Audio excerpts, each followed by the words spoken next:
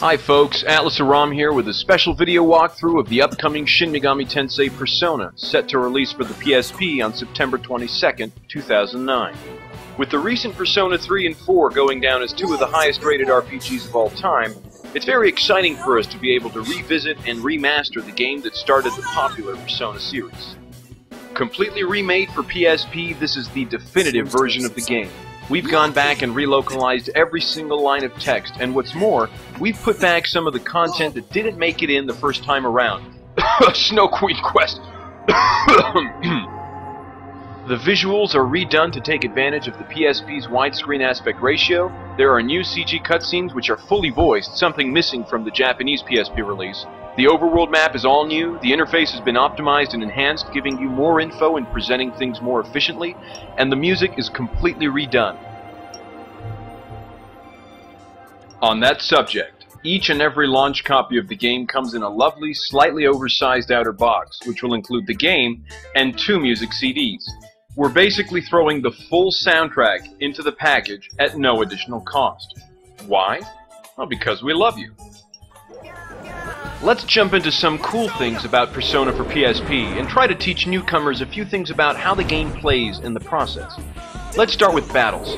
Most people end up going through a ton of fights on the path to completing a typical JRPG, and while Persona PSP is no exception, fights aren't drawn out or tedious. There are tons of tools at the player's disposal to make fights as involved or as streamlined as desired. For example, here we'll show you a typical fight from start to finish, just to give you an idea of typical battle duration. Not too bad, right? Compared to some other JRPGs that make you sit through endless and repetitive spell animations, Persona's fights go by at a much more enjoyable pace. But it gets better. Check out what happens when we turn on skip mode, done quite easily by pressing the start button in battle. Note the icon now present in the lower left of the screen. Let's take convenience a step further. We'll pick from the game's auto menu, which lets you do things like replay all the moves you did in the last turn, or give your party a set of preset actions, or even customize what each character will do in auto mode, a simple gambit system if you will, and then things play out. Fast, convenient, and fun, and something totally new for the PSP version of the game. Why, what a wonderful transition into another part of what makes the game so interesting, the negotiation system. Absent from Persona 3 and 4, the negotiation system lets you contact demons you would otherwise have to fight, and gives you the chance to win their demon card, which you can later fuse together in the Velvet Room to discover new personas to aid in your quest, or you can ask for some cash or items. Of course, you can also blow it and end up scaring them off for having to fight them anyways. We'll get to the Velvet Room in just a sec, but let's take a look at a full negotiation. Now, each of the demons, and often you'll be faced with more than just one type, have different personality traits. They could be foolish, timid, gloomy, etc., and it'll be up to you to try and guess which actions on your part will have the best results. In the upper left of the screen, you'll be able to see how things are going. To put it simply, as you make negotiation decisions, you'll be able to watch how they affect the demon's happiness, eagerness, anger, or fear. You'll want to get either the happy or eager bars to increase all the way into the center of the circle. Max eager, even if combined with any other result, and you'll be able to get their demon card, or ask them for an item, or tell them to take a hike. Max out their happy, and you'll still get a good result, but you won't have a shot at their demon card. It's best to avoid pissing or scaring them off.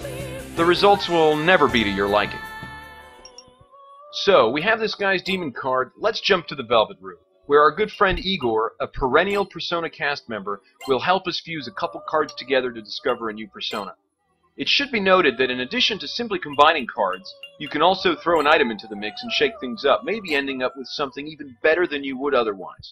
This is really one of the most enjoyable aspects of the game, taking the fruit of your labors in battle and making something new and more powerful with it. So, we give Igor the cards, let him do his magic, and lo and behold, a new persona to put into our party. Do take note of your persona's affinities. You can't just mix any bunch of personas together. Some are like oil and water.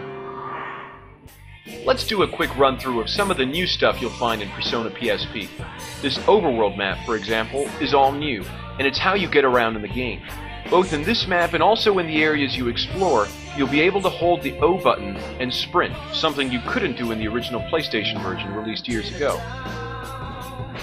Here's another look at the lovely new CG cutscenes. Like we mentioned previously, they're fully voiced, something exclusive to the North American release of Persona on PSP. Your current self. We mentioned improving the interface, so let's touch on that real quick.